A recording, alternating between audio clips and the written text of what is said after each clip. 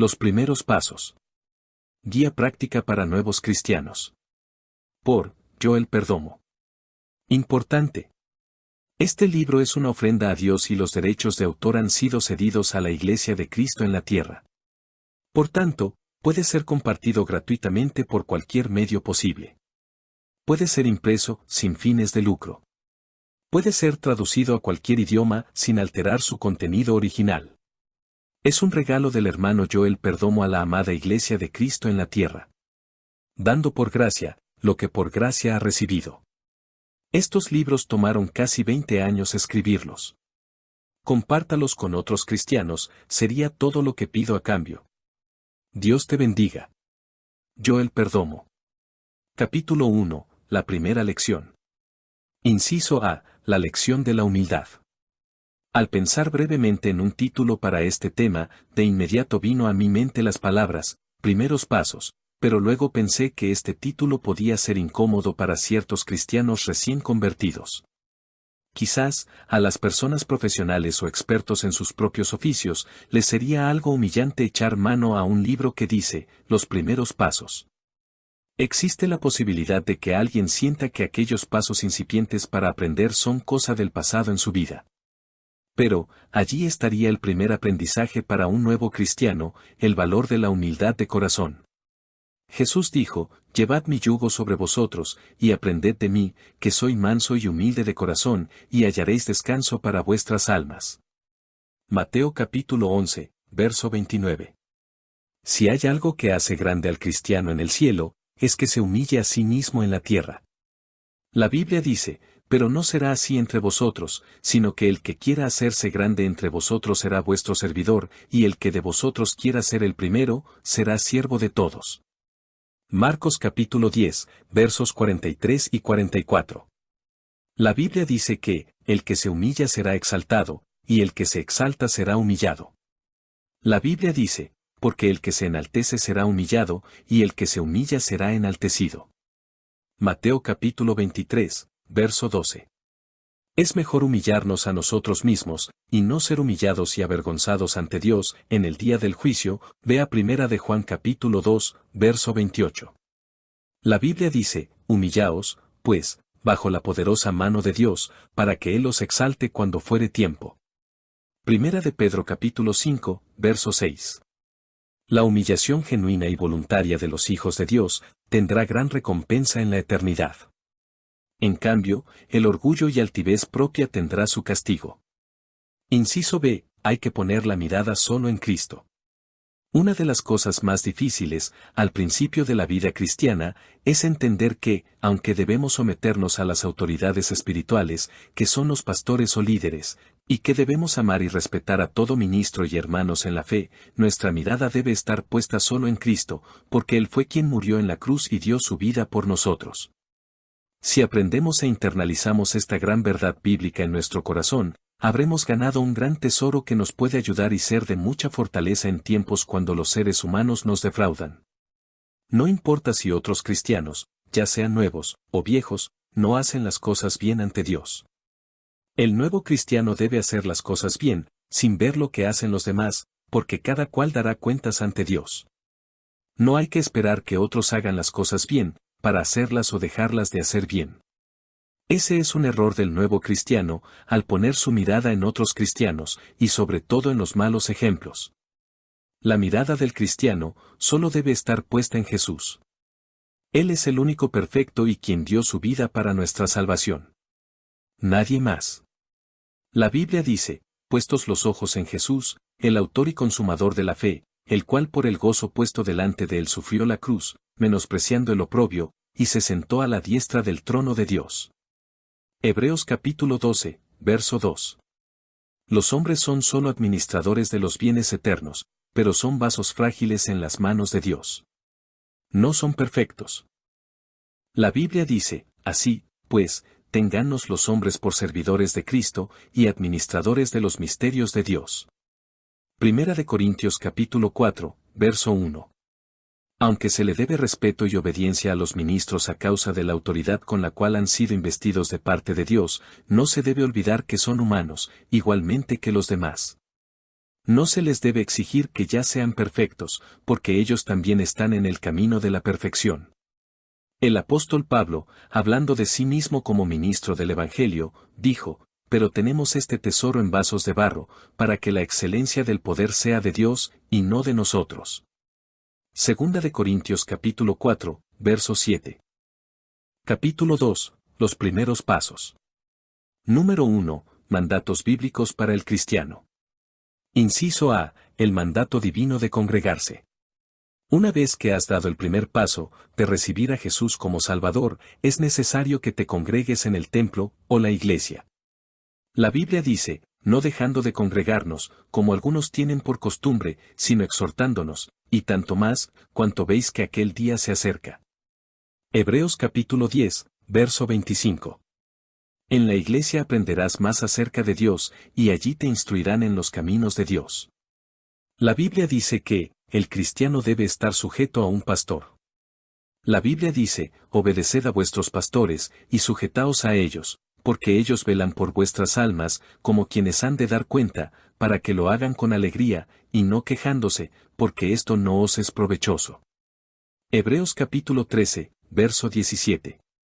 Algunos cristianos recién convertidos, creen, erradamente y en su propia sabiduría, que si ellos aman a Dios, no es necesario congregarse. Esta puede ser una buena excusa para dejar de congregarse y caer en una primera desobediencia a la Biblia que dice, no dejando de congregarnos, como algunos tienen por costumbre. Tradicionalmente, los cristianos usamos la frase, vamos a la iglesia a recibir bendición. Si bien, Dios bendice a sus santos que se reúnen en armonía, como dice la Biblia en el siguiente verso, mirad cuán bueno y cuán delicioso es habitar los hermanos juntos en armonía. Es como el buen óleo sobre la cabeza, el cual desciende sobre la barba de Aarón, y baja hasta el borde de sus vestiduras, como el rocío de Hermón, que desciende sobre los montes de Sión, porque allí envía Jehová bendición y vida eterna. Salmos capítulo 133, versos del 1 al 3. Lo cierto es que, debiéramos pensar mejor que le vamos a dar gloria a Dios al templo, y no solo a esperar recibir algo de él. No se trata solo de que el culto nos agrade, sino de darle un culto que agrade a Dios. La mentalidad de congregarnos en el templo debe cambiar. El cristiano no va a socializar a la iglesia, aunque es parte de la comunión de los santos, el cristiano va al templo a darle culto a Dios, y Dios, como sabe recompensar, bendice a los que se entregan a Él en adoración. Esa es la razón de nuestra reunión, que Dios sea el centro de nuestra adoración, desde el principio hasta el fin de la reunión. Si llevamos la actitud correcta en el culto a Dios, nunca saldremos frustrados de una reunión, porque nuestra meta es adorarle y no solamente recibir su bendición, que ya está garantizada por la Biblia. Inciso B. No existe una iglesia perfecta en la tierra. Así como nadie es perfecto por sí mismo, tampoco hay iglesia perfecta en la tierra. Cuando la Biblia dice que, seamos perfectos como Dios es perfecto, vea Mateo capítulo 5, verso 48, se refiere a caminar en obediencia a la voluntad de Dios revelada en la Biblia. Esa es la meta de todo cristiano. Pero, durante estemos en la tierra, tendremos una lucha férrea entre la carne y el espíritu, entre la obediencia y la desobediencia. Aun siendo cristianos, somos libres para obedecer o desobedecer a Dios. Las iglesias son lugares donde Dios envía bendición a los reunidos, pero a la vez son lugares de perfeccionamiento e instrucción para los hijos de Dios. Lastimosamente, en algún momento de la vida, el cristiano se enfrentará a la decepción del ser humano, a la traición del hermano, como Judas traicionó a Jesús. A la hipocresía, como Jesús enfrentó la hipocresía de los fariseos. No obstante, todo esto se debe ver como parte del propósito del proceso de perfección, para crecer y madurar en la fe cristiana. Al principio será difícil entender estas cosas, porque a veces venimos cansados de ver las mismas cosas en el mundo y no esperamos que esto se dé en la iglesia. La Biblia dice que, los cristianos tienen ángeles a su lado. Pero, ni nuestros hermanos en la fe, ni nosotros somos ángeles. Todos los cristianos estamos en un camino de perfección. Aunque se espera que todo converso actúe como un cristiano, o seguidor de Cristo, a veces ese no será el caso. La pregunta es, ¿por qué a veces los cristianos no actúan como se espera? La respuesta es sencilla, todos los convertidos a Cristo, son los mismos que ayer estaban hundidos en el pecado del mundo. Por tal razón, cuando las personas, en su ignorancia, critican a las iglesias, no entienden que la iglesia es el lugar donde precisamente llegan todos los enfermos del mundo. La Biblia dice, al oír esto Jesús, les dijo, los sanos no tienen necesidad de médico, sino los enfermos. No he venido a llamar a justos, sino a pecadores. Marcos capítulo 2, verso 17. Cristiano, significa seguidor de Cristo. Eso quiere decir que el cristiano debe imitar el ejemplo de Jesús. Jesús amó al pecador, sin haber recibido antes algo de ellos. Él dio su vida aún por los que le crucificaron. No hay mejor manera de mostrarle a Dios que le amamos, sino, amando a nuestro prójimo. La Biblia dice, porque el que ama al prójimo, ha cumplido la ley. Romanos capítulo 13, verso 8. Cuando las personas se sienten decepcionadas del mal testimonio de algunos líderes o miembros de las iglesias y usan eso como excusa para no congregarse, deben recordar que eso no es culpa de Jesús. La única iglesia perfecta que existe está en el cielo. Esa iglesia se refiere a los santos que fueron perfeccionados en la tierra a través de diversas pruebas y que ya están en la presencia del Señor. Los demás, debemos luchar en la tierra para ganar la vida eterna.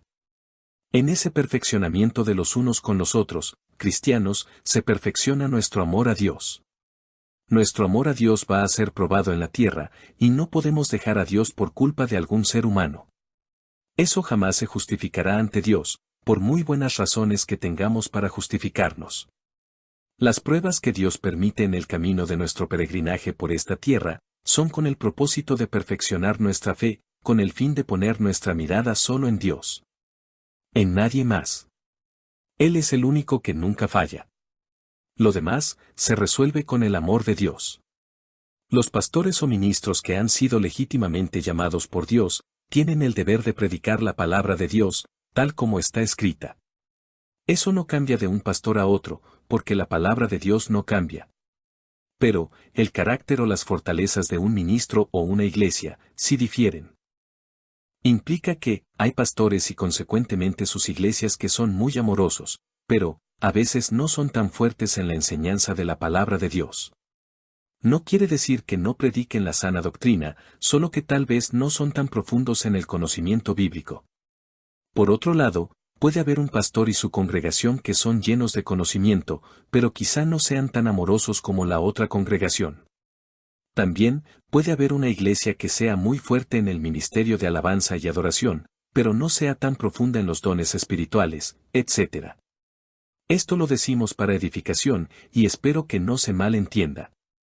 Todas las iglesias tienen el deber de predicar la sana doctrina, tal como está en la Biblia. Eso no se debe confundir con el carácter, que es lo que estamos tratando aquí.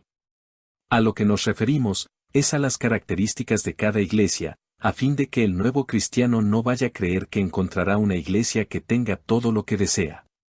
Lo importante es que la iglesia donde el nuevo cristiano se congregue, crean en una sana doctrina bíblica. Esto se refiere a santidad por dentro y por fuera, bautismo en el Espíritu Santo con su señal de hablar en otras lenguas, sanidad divina, el arrebatamiento de la iglesia y la segunda venida de Cristo, etc. En el segundo capítulo del libro de Apocalipsis, se puede notar las fortalezas de las diferentes iglesias, y es un ejemplo del tema al que nos referimos. No nos referimos a lo que estaba mal en las iglesias del Apocalipsis y que Jesús dijo que debían cambiar, sino a lo que Jesús alabó como algo que hacían bien. Esto sirva para saber que, cada iglesia tiene su propio carácter, pero esto no se refiere a asuntos que intervienen en la salvación o en relación a la predicación de la sana doctrina bíblica, la cual todas las iglesias deben predicar, porque el mensaje de la Biblia es uno solo. La Biblia dice, pero en aquello a que hemos llegado, sigamos una misma regla, sintamos una misma cosa. Filipenses capítulo 3, verso 16. Mencionamos lo del carácter de cada ministro y sus iglesias para que el cristiano nuevo no se vaya a confundir, buscando una iglesia que se acomode a sus propios gustos, y no a la voluntad de Dios.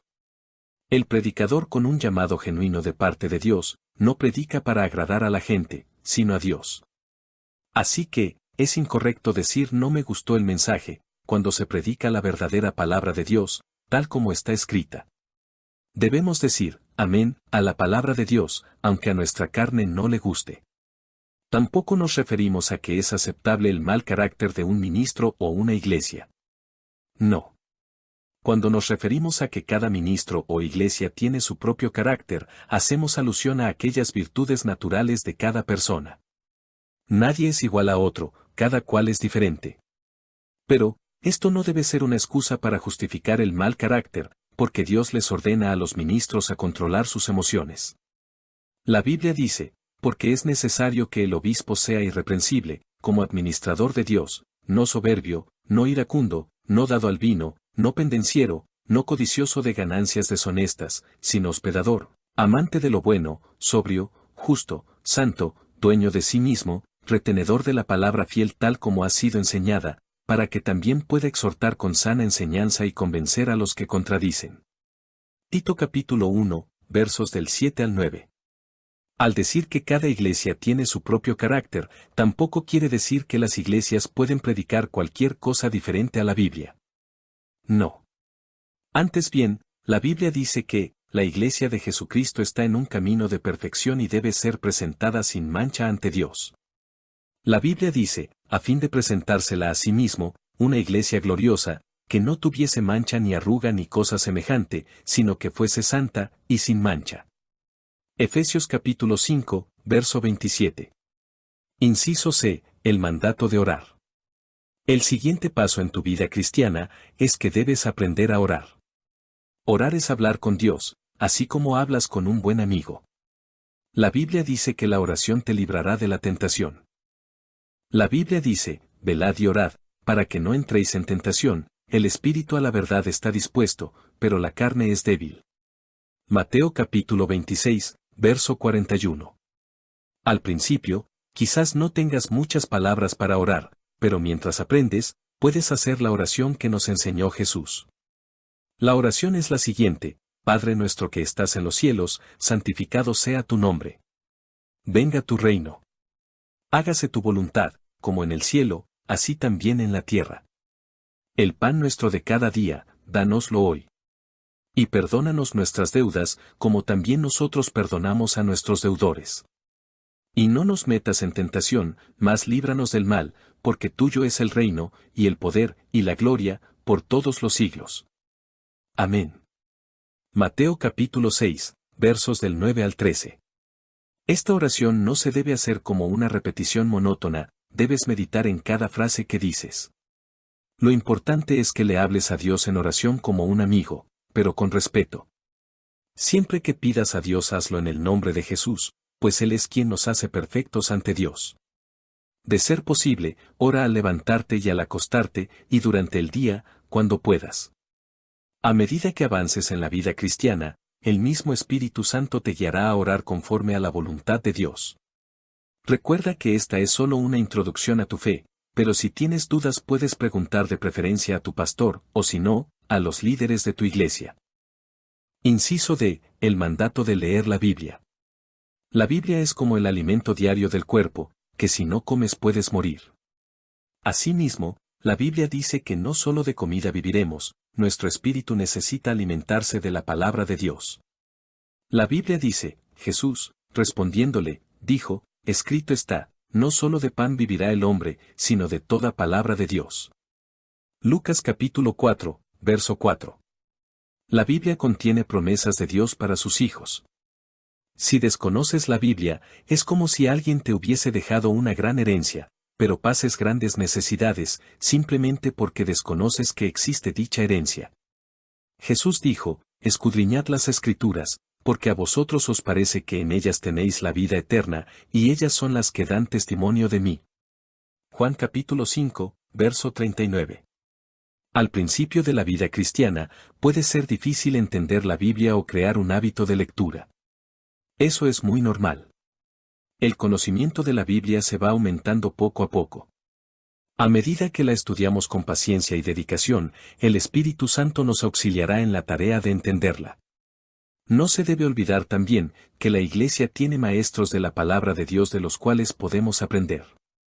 Solamente, debemos estar seguros de que hayan sido llamados legítimamente al ministerio de la enseñanza. Para saber si son maestros legítimos debemos comprobarlo con la misma Biblia. Si hay dudas legítimas, aún podemos buscar ayuda de los líderes de la Iglesia y pedir la iluminación del Espíritu Santo en oración. Se debe recordar que, ningún maestro, profeta, visionario, ministro o apóstol, está por encima de la palabra de Dios. Nadie puede alterar o quitar a la Biblia, bajo juicio de maldición divina, vea Gálatas capítulo 1, versos 8 y 9. Inciso E, el mandato de ayunar. Jesús ayunó durante 40 días, antes de comenzar su ministerio. La Biblia dice, y luego el Espíritu le impulsó al desierto. Y estuvo allí en el desierto 40 días, y era tentado por Satanás, y estaba con las fieras, y los ángeles le servían. Marcos capítulo 1, versos 12 y 13. Si Jesús ayunó, nosotros debemos ayunar también. Obviamente, el cristiano debe aprender a ayunar poco a poco. Pero, Jesús enseñó que sus discípulos ayunarían cuando Él ya no estuviera en la tierra. Jesús dijo, ¿acaso pueden los que están de bodas ayunar mientras está con ellos el esposo? Entre tanto que tienen consigo al esposo, no pueden ayunar. Pero vendrán días cuando el esposo les será quitado, y entonces en aquellos días ayunarán. Marcos capítulo 2, versos 19 y 20. Jesús ascendió al cielo, después de morir y resucitar. Así que, este es el tiempo en que Jesús mandó que los cristianos deberían ayunar. Ayunar es lo contrario a desayunar. Ayunar es no comer hasta cierta hora del día. Un ayuno completo sería desde que amanece hasta la tarde, pero hacerlo así, depende del tipo de labor que la persona realice. Lo mejor sería apartar el día de ayuno para orar y leer la Biblia. Pero, si no hay tiempo para eso, puede hacerlo de la mejor manera que pueda en su trabajo. La Biblia dice que hay demonios que no salen fuera, sino es por medio del ayuno. La Biblia dice, y reprendió Jesús al demonio, el cual salió del muchacho, y éste quedó sano desde aquella hora. Viniendo entonces los discípulos a Jesús, aparte, dijeron, ¿por qué nosotros no pudimos echarlo fuera? Jesús les dijo, por vuestra poca fe, porque de cierto os digo, que si tuvierais fe como un grano de mostaza, diréis a este monte, pásate de aquí allá, y se pasará, y nada os será imposible. Pero este género no sale sino con oración y ayuno. Mateo capítulo 17, versos del 18 al 21. Hay dos cosas que Jesús señaló por las que sus discípulos no pudieron echar fuera estos demonios. La primera fue su falta de fe. La segunda es que, aunque hubiesen tenido fe, necesitaban ayunar para prepararse para echar fuera el demonio. El Espíritu Santo habita en el corazón del cristiano, pero el cristiano necesita unción para echar fuera demonios de un cuerpo. En la Biblia habla de las vírgenes que no tenían aceite en sus lámparas, y eso representa la unción del Espíritu en la vida del cristiano. Vea Mateo capítulo 25. Inciso F, el mandato de abandonar el pecado. La Biblia dice que quien está en Cristo, es nueva criatura, y debe abandonar las costumbres pecaminosas del pasado. La Biblia dice, de modo que si alguno está en Cristo, nueva criatura es, las cosas viejas pasaron, he aquí todas son hechas nuevas. Segunda de Corintios capítulo 5, verso 17. Abandonar los vicios y costumbres pecaminosas del mundo puede ser difícil al principio de la vida cristiana. Aún, puede haber recaídas involuntarias, pero debes perseverar hasta el fin. Recuerda que esta carrera no es de velocidad, sino de paciencia. Significa que puedes perder algunas batallas, pero lo importante es que no pierdas la guerra, que durará hasta el día en que muramos o Cristo venga a buscarnos. Mientras tanto, Jesús ordenó que debemos abandonar el pecado.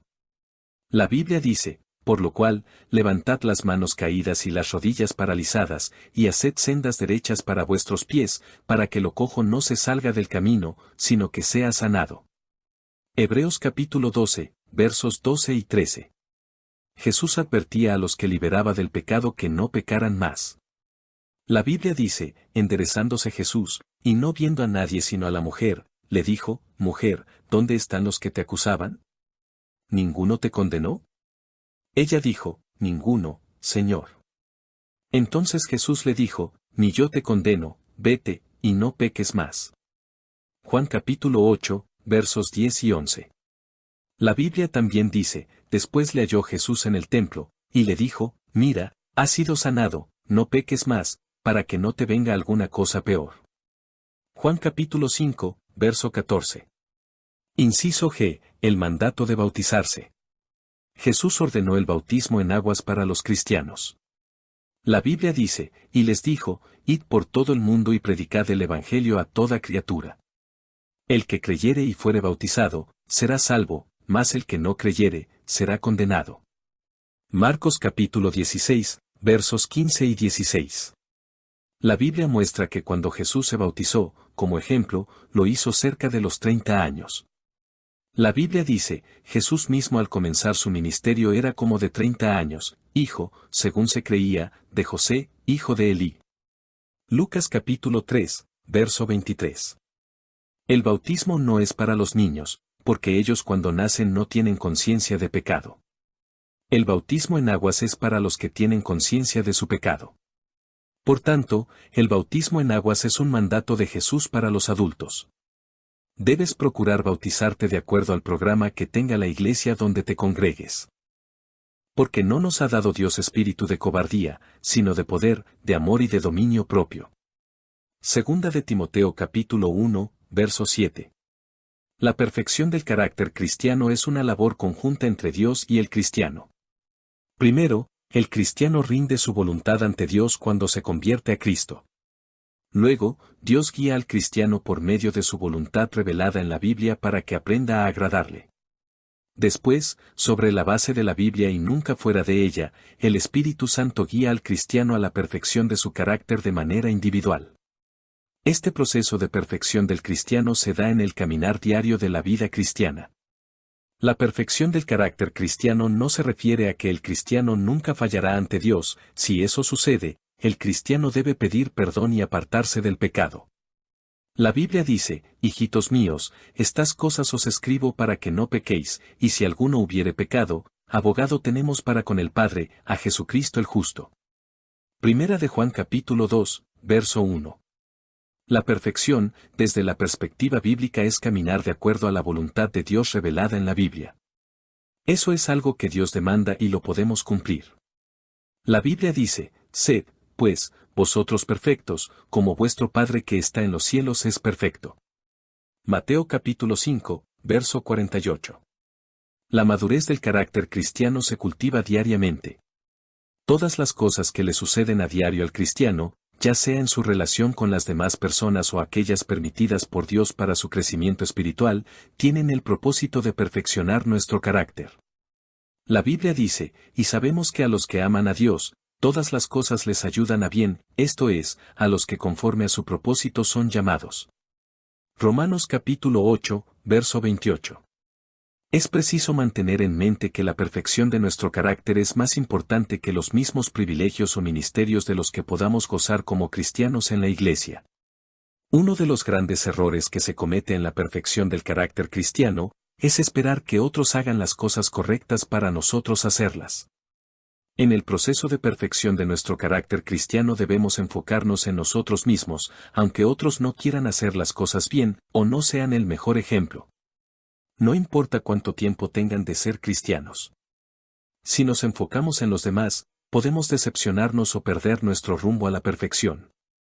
La Biblia dice, por tanto, nosotros también, teniendo en derredor nuestro tan grande nube de testigos, despojémonos de todo peso y del pecado que nos asedia, y corramos con paciencia la carrera que tenemos por delante, puestos los ojos en Jesús, el autor y consumador de la fe, el cual por el gozo puesto delante de él sufrió la cruz, menospreciando el oprobio, y se sentó a la diestra del trono de Dios.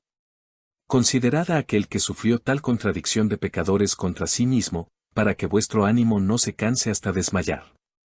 Porque aún no habéis resistido hasta la sangre, combatiendo contra el pecado, y habéis ya olvidado la exhortación que como a hijos se os dirige, diciendo, Hijo mío, no menosprecies la disciplina del Señor, ni desmayes cuando eres reprendido por él, porque el Señor al que ama, disciplina, y azota a todo el que recibe por hijo. Si soportáis la disciplina, Dios os trata como a hijos, porque ¿qué hijo es aquel a quien el Padre no disciplina? Pero si se os deja sin disciplina, de la cual todos han sido participantes, entonces sois bastardos, y no hijos. Hebreos capítulo 12, versos del 1 al 8. Número 2. El carácter cristiano. Inciso A. La perfección del carácter cristiano. Dios tiene su propio carácter, y este está revelado en la Biblia. La Biblia muestra cómo es Dios, y la manera en que se relaciona con sus hijos. De hecho, uno de los propósitos más importantes de la Biblia es revelar el carácter de Dios. Si al leer la Biblia solo nos quedamos con una historia y no logramos ver el carácter de Dios revelado en cada pasaje, habremos perdido lo esencial del texto sagrado. ¿Por qué es importante que el cristiano conozca el carácter de Dios? Para responder esta pregunta, vamos a partir de nuestra relación con las demás personas. Nadie se relaciona bien con un extraño que encuentra fortuitamente en la calle. Usualmente, para que dos personas se comuniquen de forma correcta, se deben conocer previamente. Lo mismo sucede con Dios. Un cristiano no se puede comunicar bien con un Dios al que no conoce. Ese conocimiento deriva del estudio de la Biblia. Al conocer el carácter de Dios revelado en la Biblia, el cristiano debe moldear su carácter a la forma de Dios. Dios nunca cambiará su carácter, ni su palabra. Si no estamos convencidos de esto, cualquier cosa o persona nos puede mover fácilmente de nuestra fe. Nos puede engañar, y hasta apartar de la fe, del verdadero camino. En la Biblia hay muchos casos de personas que, conociendo la verdad, se desviaron de los caminos de Dios por confiar más en otros, en ellos mismos y aún, escuchando a espíritus de demonios. El peligro de desviarse de los caminos de Dios es latente en el cristiano que desconoce el carácter de Dios. Pero, en la medida en que lo conozca, estará afianzado sobre un fundamento bíblico sólido. Por tal razón, es importante fundar nuestra fe en el Dios de la Biblia. Ninguna revelación, sueño o profecía podrá jamás ir por encima de la Biblia. No importa quién la dé, ni qué título tenga. La Biblia advierte que, si aún un ángel cambia la Biblia, es maldito. Pablo escribe lo siguiente: mas si aún nosotros, o un ángel del cielo, os anunciare otro evangelio diferente del que os hemos anunciado, sea anatema. Gálatas capítulo 1, verso 8. Es importante reconocer el valor de sujetar nuestro carácter a la voluntad de Dios, revelado en la Biblia. Solo cuando vivimos en armonía con el carácter de Dios revelado en la Biblia podremos gozar de plena comunión con Él. La Biblia dice: andarán dos juntos, si no estuvieren de acuerdo. Amos capítulo 3, verso 3. Negarnos a nuestra propia voluntad para hacer la de Dios es una de las imperativas demandas para todo el que quiera seguir a Jesús. Él dijo: si alguno quiere venir en pos de mí, niéguese a sí mismo, tome su cruz cada día, y sígame. Lucas capítulo 9, verso 23. Uno de los grandes obstáculos para que Dios se manifieste en la vida de un cristiano, es un carácter no sujeto a su voluntad. Eso se nota cuando seguimos los impulsos de nuestra propia voluntad, y se manifiestan en la impaciencia, la ira, falta de perdón, maledicencia, celos, envidias, egoísmo y toda obra de nuestros impulsos carnales que no están sujetos a la voluntad divina. La Biblia dice: y manifiestas son las obras de la carne, que son adulterio, fornicación, inmundicia, lascivia, idolatría, hechicerías, enemistades, pleitos, celos, iras, contiendas, disensiones, herejías, envidias, homicidios, borracheras, orgías, y cosas semejantes a estas, acerca de las cuales os amonesto, como ya os lo he dicho antes, que los que practican tales cosas no heredarán el reino de Dios. Gálatas capítulo 5, versos del 19 al 21. En cambio, debemos transformar nuestro carácter natural por medio de nuestra obediencia a la palabra de Dios, sujetando nuestros deseos carnales a la obediencia de Cristo por medio del dominio propio, y el cultivo de los frutos del Espíritu. La Biblia dice: mas el fruto del Espíritu es amor, gozo, paz, paciencia, benignidad, bondad, fe, mansedumbre, templanza; contra tales cosas no hay ley. Gálatas capítulo 5, versos 22 y 23. Acerca del dominio propio, la Biblia dice lo siguiente: porque no nos ha dado Dios espíritu de cobardía, sino de poder, de amor y de dominio propio. Segunda de Timoteo capítulo 1, verso 7. La perfección del carácter cristiano es una labor conjunta entre Dios y el cristiano. Primero, el cristiano rinde su voluntad ante Dios cuando se convierte a Cristo. Luego, Dios guía al cristiano por medio de su voluntad revelada en la Biblia para que aprenda a agradarle. Después, sobre la base de la Biblia y nunca fuera de ella, el Espíritu Santo guía al cristiano a la perfección de su carácter de manera individual. Este proceso de perfección del cristiano se da en el caminar diario de la vida cristiana. La perfección del carácter cristiano no se refiere a que el cristiano nunca fallará ante Dios. Si eso sucede, el cristiano debe pedir perdón y apartarse del pecado. La Biblia dice, hijitos míos, estas cosas os escribo para que no pequéis, y si alguno hubiere pecado, abogado tenemos para con el Padre, a Jesucristo el justo. Primera de Juan capítulo 2, verso 1. La perfección, desde la perspectiva bíblica, es caminar de acuerdo a la voluntad de Dios revelada en la Biblia. Eso es algo que Dios demanda y lo podemos cumplir. La Biblia dice, sed, pues, vosotros perfectos, como vuestro Padre que está en los cielos es perfecto. Mateo capítulo 5, verso 48. La madurez del carácter cristiano se cultiva diariamente. Todas las cosas que le suceden a diario al cristiano, ya sea en su relación con las demás personas o aquellas permitidas por Dios para su crecimiento espiritual, tienen el propósito de perfeccionar nuestro carácter. La Biblia dice, y sabemos que a los que aman a Dios, todas las cosas les ayudan a bien, esto es, a los que conforme a su propósito son llamados. Romanos capítulo 8, verso 28. Es preciso mantener en mente que la perfección de nuestro carácter es más importante que los mismos privilegios o ministerios de los que podamos gozar como cristianos en la Iglesia. Uno de los grandes errores que se comete en la perfección del carácter cristiano es esperar que otros hagan las cosas correctas para nosotros hacerlas. En el proceso de perfección de nuestro carácter cristiano debemos enfocarnos en nosotros mismos, aunque otros no quieran hacer las cosas bien o no sean el mejor ejemplo. No importa cuánto tiempo tengan de ser cristianos.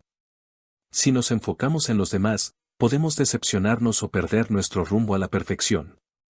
La Biblia dice, por tanto, nosotros también, teniendo en derredor nuestro tan grande nube de testigos, despojémonos de todo peso y del pecado que nos asedia, y corramos con paciencia la carrera que tenemos por delante, puestos los ojos en Jesús, el autor y consumador de la fe, el cual por el gozo puesto delante de él sufrió la cruz, menospreciando el oprobio, y se sentó a la diestra del trono de Dios.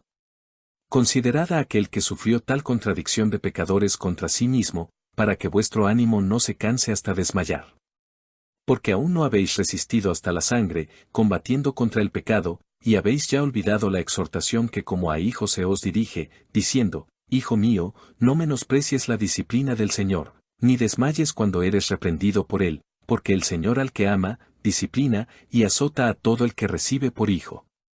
Si soportáis la disciplina, Dios os trata como a hijos, porque ¿qué hijo es aquel a quien el Padre no disciplina?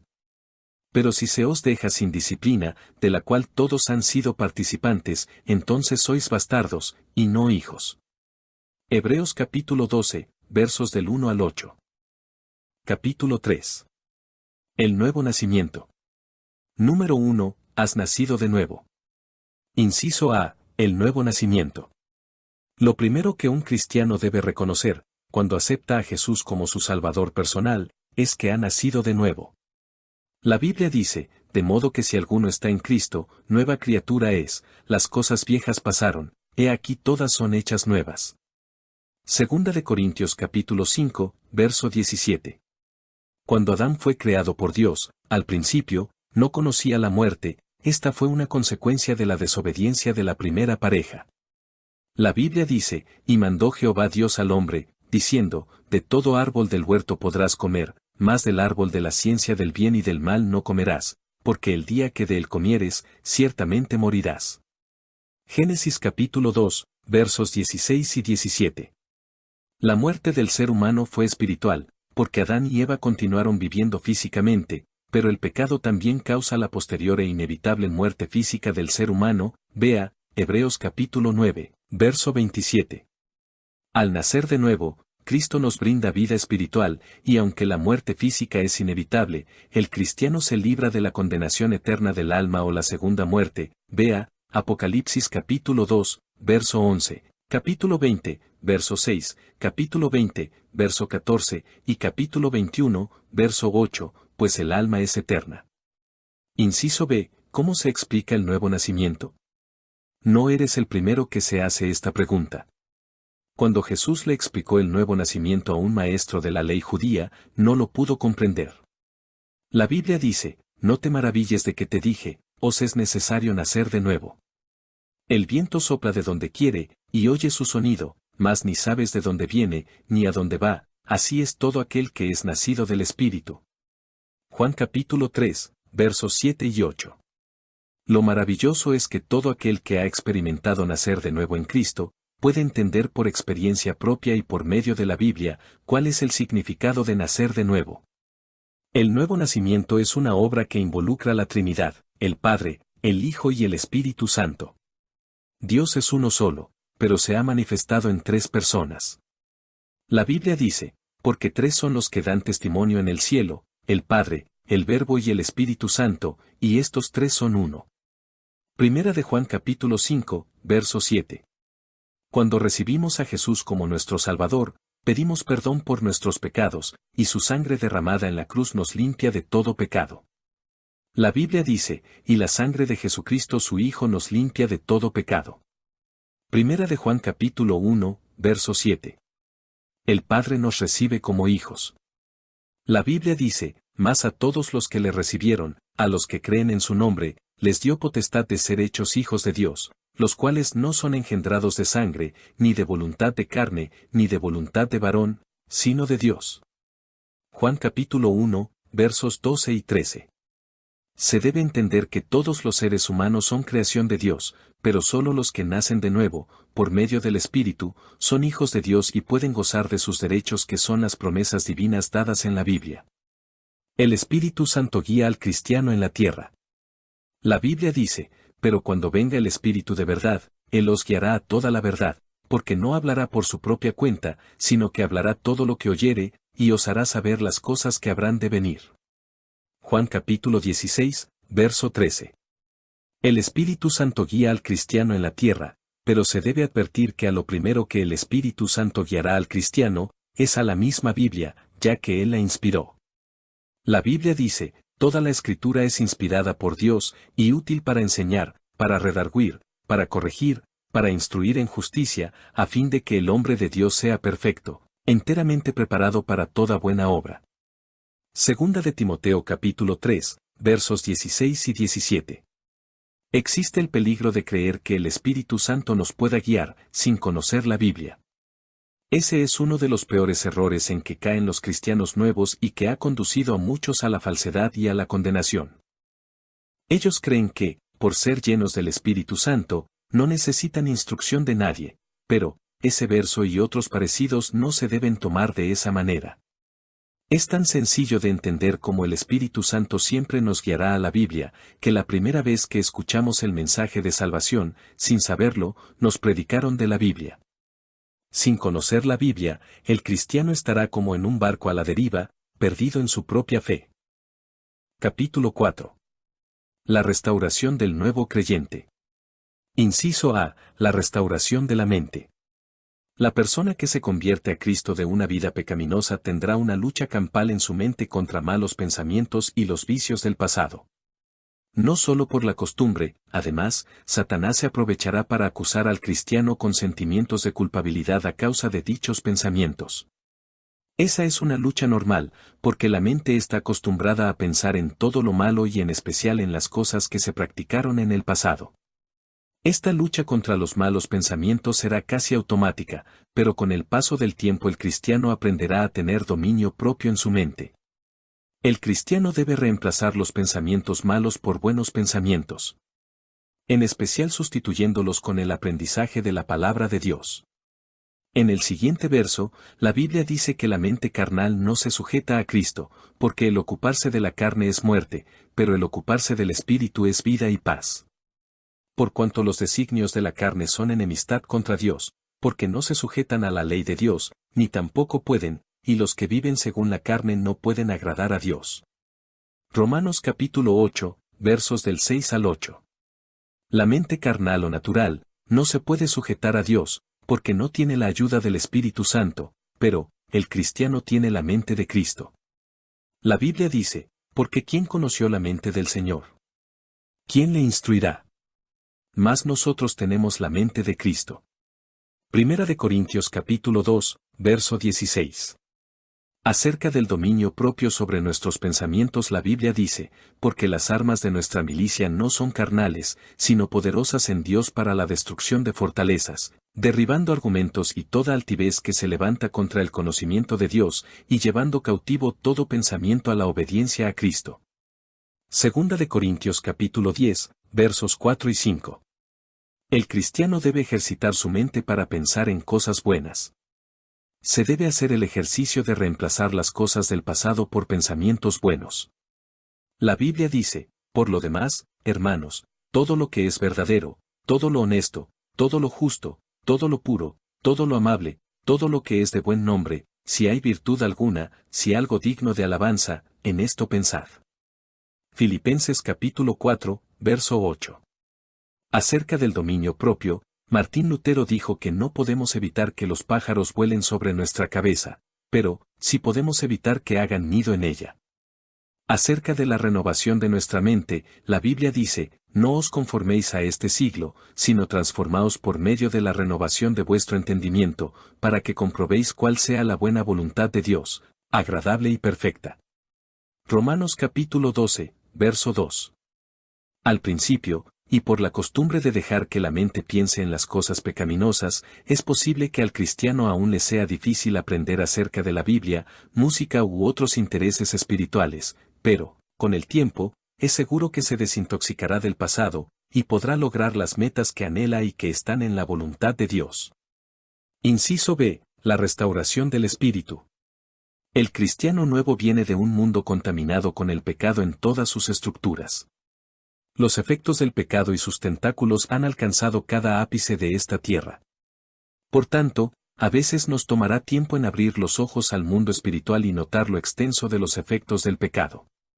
En la medida en que el cristiano se entregue a Dios y obedezca la Biblia, así podrá tener mayor visión del mundo espiritual. Desde que nacemos venimos a abrir los ojos a un mundo lleno de mentiras sembradas por Satanás y sus demonios en todos los ámbitos de la actividad humana. A veces las artimañas del diablo son tan sutiles que, si Dios no nos abre los ojos, no seremos capaces de discernirlas. A veces, cuando los niños recién nacen, los bautizan, allí hay un primer engaño, va a la escuela y le dicen que el ser humano desciende del mono, segundo engaño. En el pueblo o ciudad se celebran fiestas y ferias culturales que parecen inofensivas, pero están planificadas por Satanás. Todo eso lo logra entender el cristiano porque ha nacido de nuevo. El engaño está por todos lados en la tierra, debido a que la humanidad se ha entregado a la práctica del pecado. Es por esa razón que, la lucha del cristiano nuevo es fuerte, porque ha nacido de nuevo en un mundo entregado al pecado. Ahora viene a abrir sus ojos en medio de una gran batalla entre el bien y el mal, entre la luz y las tinieblas. Inciso C. La restauración social. Un gran número de nuevos cristianos vienen de vidas desperdiciadas en el mundo. Significa que muchos vienen sin una profesión u oficio y deben integrarse a la sociedad. La Biblia dice, pues mirad, hermanos, vuestra vocación, que no sois muchos sabios según la carne, ni muchos poderosos, ni muchos nobles, sino que lo necio del mundo escogió Dios, para avergonzar a los sabios, y lo débil del mundo escogió Dios, para avergonzar a lo fuerte, y lo vil del mundo y lo menospreciado escogió Dios, y lo que no es, para deshacer lo que es, a fin de que nadie se jacte en su presencia. Primera de Corintios capítulo 1, versos del 26 al 29. Al principio de nuestra vida cristiana debemos luchar contra todas las consecuencias de nuestro pasado. A veces el cristiano recién convertido no tiene nada, ni donde recostar su cabeza, como dijo Cristo, vea, Mateo capítulo 8, verso 20. Los primeros años del nuevo cristiano, usualmente, son difíciles, porque está recuperando todo lo perdido, y Satanás le hará la guerra en su restauración. Acerca de estos primeros años, la Biblia dice, pero traed a la memoria los días pasados, en los cuales, después de haber sido iluminados, sostuvisteis gran combate de padecimientos, por una parte, ciertamente, con vituperios y tribulaciones fuisteis hechos espectáculo, y por otra, llegasteis a ser compañeros de los que estaban en una situación semejante. Hebreos capítulo 10, versos 32 y 33. El apóstol Pedro vivió grandes chascos al principio de su vida cristiana, pero después le abonaron mucha experiencia. Luego, él aconseja a los cristianos lo siguiente: sed sobrios, y velad, porque vuestro adversario el diablo, como león rugiente, anda alrededor buscando a quien devorar, al cual resistid firmes en la fe, sabiendo que los mismos padecimientos se van cumpliendo en vuestros hermanos en todo el mundo.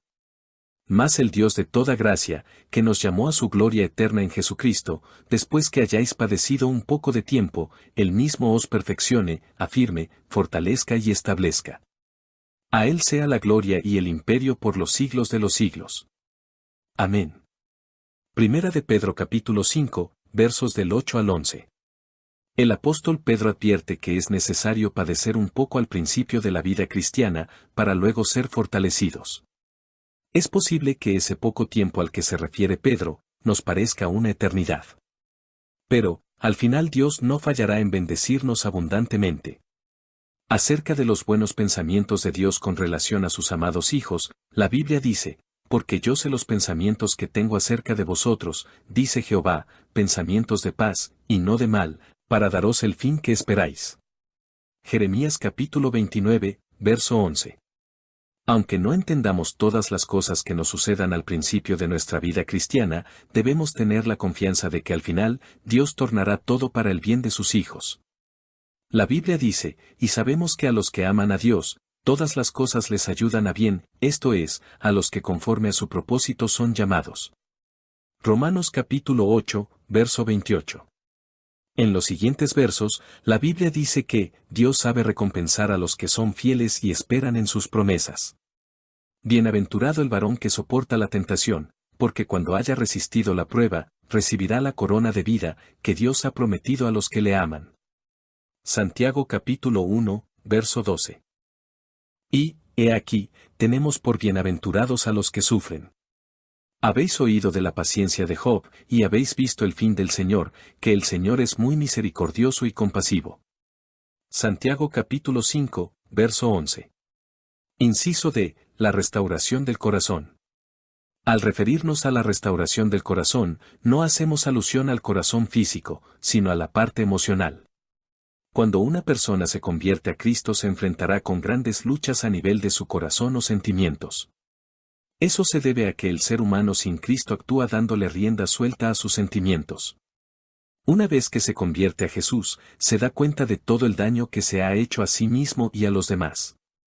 En ese proceso de restauración, es preciso reponerse de ese pasado, olvidando todo sentimiento ajeno al amor divino. También, tendremos que perdonar las ofensas, y en otros casos, pedir perdón a los que hemos ofendido, si ellos lo permiten. En el siguiente verso, Jesús dice que del corazón proceden toda cosa mala. Porque de dentro, del corazón de los hombres, salen los malos pensamientos, los adulterios, las fornicaciones, los homicidios, los hurtos, las avaricias, las maldades, el engaño, la lascivia, la envidia, la maledicencia, la soberbia, la insensatez. Todas estas maldades de dentro salen, y contaminan al hombre. Marcos capítulo 7, versos del 21 al 23. Jesús perdona todos nuestros pecados el día que le aceptamos como nuestro Salvador personal, pero en el proceso de caminar en una nueva vida espiritual, debemos deshacernos de todo sentimiento malo del pasado. Dios nos hace nacer de nuevo por medio de su Espíritu, pero no nos borra nuestra personalidad. Aún habiendo nacido de nuevo, en el cristiano aflorarán esos viejos sentimientos tratando de estorbar nuestro camino al cielo. Las armas que Dios nos ha dejado en esa lucha espiritual es el dominio propio de nuestros impulsos naturales. La Biblia dice: porque no nos ha dado Dios espíritu de cobardía, sino de poder, de amor y de dominio propio. Segunda de Timoteo capítulo 1, verso 7. Número 2. Tomando control de las palabras. Inciso A. El cambio del vocabulario. Al referirnos al cambio de vocabulario, aludimos a quitar toda palabra ociosa y maledicente de nuestra boca. A la vez, necesitamos adquirir un vocabulario armonioso con el mensaje de la Biblia. Jesús dijo, mas yo os digo que de toda palabra ociosa que hablen los hombres, de ella darán cuenta en el día del juicio. Porque por tus palabras serás justificado, y por tus palabras serás condenado. Mateo capítulo 12, versos 36 y 37. Nuestras palabras tienen gran valor ante Dios. La Biblia manda al cristiano a hacer buen uso de su boca y a refrenar su lengua. La Escritura dice, porque todos ofendemos muchas veces. Si alguno no ofende en palabra, este es varón perfecto, capaz también de refrenar todo el cuerpo. Santiago capítulo 3, verso 2. Dios nos ha dado la capacidad de controlar lo que debemos decir. Somos responsables de cada palabra que sale de nuestra boca, aunque nos provoquen. Jesús dijo que debemos tomar control de lo que decimos, porque de cada palabra que salga de nuestra boca, daremos cuenta el día del juicio. Jesús dijo, pero yo os digo que cualquiera que se enoje contra su hermano, será culpable de juicio, y cualquiera que diga, necio, a su hermano, será culpable ante el concilio, y cualquiera que le diga, fatuo, quedará expuesto al infierno de fuego. Mateo capítulo 5, verso 22. Dios escucha cada palabra de nuestra boca en el cielo, y aún, conoce cada uno de nuestros pensamientos. La Biblia dice, pues aún no está la palabra en mi lengua, y he aquí, oh Jehová, tú la sabes toda. Salmos capítulo 139, verso 4. Alguien dijo que, nuestros pensamientos en la tierra, son palabras en el cielo, y nuestras palabras en la tierra, son gritos en el cielo. Inciso B, hablando el lenguaje del cielo. Al referirnos al lenguaje del cielo, hacemos alusión a adquirir el lenguaje divino revelado en la Biblia. Son las palabras que pertenecen a nuestra nueva naturaleza espiritual, la cual nos exige hablar palabras de acuerdo a la Biblia. Nuestras palabras deben ir en armonía con nuestra nueva naturaleza espiritual. La Biblia dice, y nosotros no hemos recibido el espíritu del mundo, sino el espíritu que proviene de Dios, para que sepamos lo que Dios nos ha concedido, lo cual también hablamos, no con palabras enseñadas por sabiduría humana, sino con las que enseña el espíritu, acomodando lo espiritual a lo espiritual. Primera de Corintios capítulo 2, versos 12 y 13. El nuevo cristiano debe cambiar sus antiguas palabras y pensamientos, los que deben ser sustituidos por los de la Biblia. No se trata del cristianismo del pensamiento positivo, aquellos que piensan que solo por repetir monótonamente algo sucederá. Se trata más bien de confesar la palabra y promesas de Dios escritas en la Biblia para refutar todo argumento falso del pasado. La Biblia dice, derribando argumentos y toda altivez que se levanta contra el conocimiento de Dios, y llevando cautivo todo pensamiento a la obediencia a Cristo. Segunda de Corintios capítulo 10, verso 5. A continuación, algunos ejemplos de adquirir el lenguaje bíblico. El pensamiento carnal diría, no puedo. El lenguaje bíblico diría, todo lo puedo en Cristo que me fortalece. Vea, Filipenses capítulo 4, verso 13. El pensamiento carnal diría, es imposible. El lenguaje bíblico diría, porque nada hay imposible para Dios. Vea, Lucas capítulo 1, verso 37. El pensamiento carnal diría, soy muy débil. El pensamiento bíblico diría, diga el débil, fuerte soy. Vea, Joel capítulo 3, verso 10. Las promesas divinas no son una licencia para obtener todo lo que se nos antoja, son la base que sustenta nuestra fe y la garantía de que lo que Dios dice, se cumplirá. Para que las promesas divinas se hagan efectivas en nuestras vidas, deben usarse en armonía con la voluntad de Dios. Lo importante es que el cristiano debe acumular en su corazón cuantas promesas pueda de la Biblia, porque la fe debe estar sustentada en la palabra de Dios. La Biblia dice, y esta es la confianza que tenemos en Él, que si pedimos alguna cosa conforme a su voluntad, Él nos oye. Primera de Juan capítulo 5, verso 14. Las promesas de Dios guardadas en nuestro corazón serán las armas útiles para refutar toda mentira que el diablo traiga a nuestra mente y corazón. En el siguiente verso la Biblia dice que, la palabra de Dios, es la espada del Espíritu.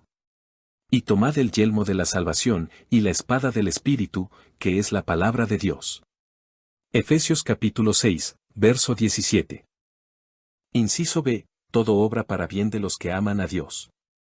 Durante su vida en la tierra, el cristiano enfrentará situaciones inesperadas en su carrera al cielo.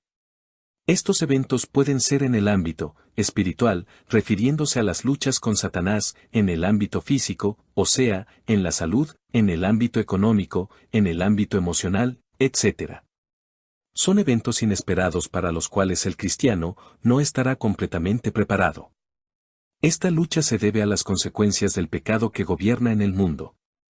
Pero, los cristianos tenemos promesas maravillosas de que Dios nunca nos dejará en medio de la prueba.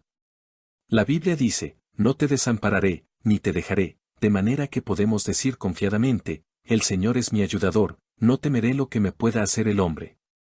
Hebreos capítulo 13, versos 5 y 6. No obstante a las promesas de protección divina en la Biblia, el cristiano puede ser probado en cualquier momento por Dios. Él ha prometido que su presencia estará siempre con sus hijos, pero eso no nos libra de pasar por situaciones difíciles. Pero, todo con un propósito divino que luego entenderemos. Dios promete que al final, todas las cosas producirán un beneficio para sus hijos.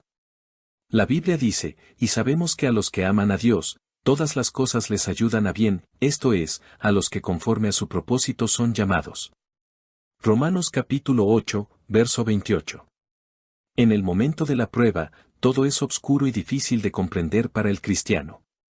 Y menos pensar que esos eventos se tornarán en grandes victorias, pues es posible que en medio de la prueba, perdamos por momentos la fe de que Dios pueda obrar.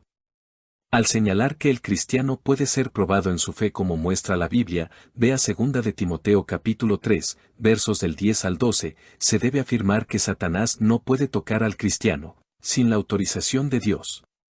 Eso se puede notar en los casos de Job, y de Pedro, vea, Job capítulo 1, verso 12, y Lucas capítulo 22, versos 31 y 32. Dios conoce cada detalle de la vida de sus hijos. Nada sucede en nuestra vida cristiana sin que Dios no lo sepa. La Biblia muestra que, aún nuestros cabellos están contados, vea, Lucas capítulo 12, verso 7. Pero, nuestra virtud en medio de la prueba será resistir por medio de la fe, sabiendo que Dios tiene un propósito en la más mínima cosa que nos sucede. En eso hay gran sabiduría para vencer las pruebas del camino.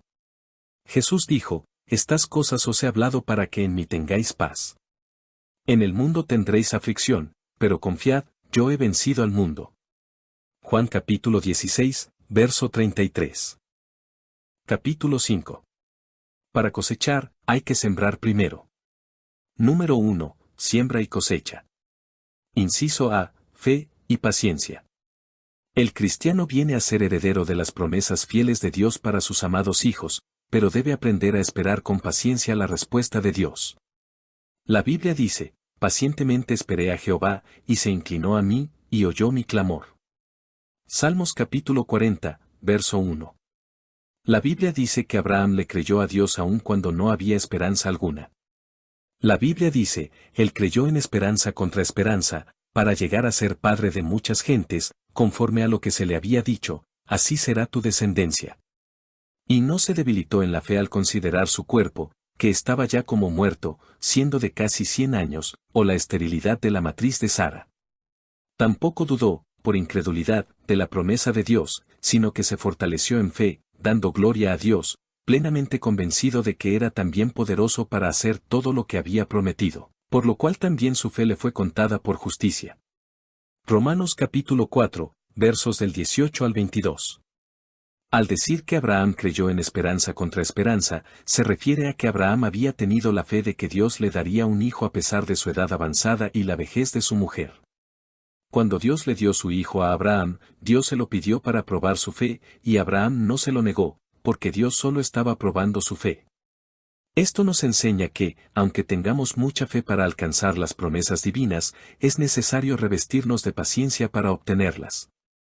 La Biblia dice, hermanos míos, tomad como ejemplo de aflicción y de paciencia a los profetas que hablaron en nombre del Señor.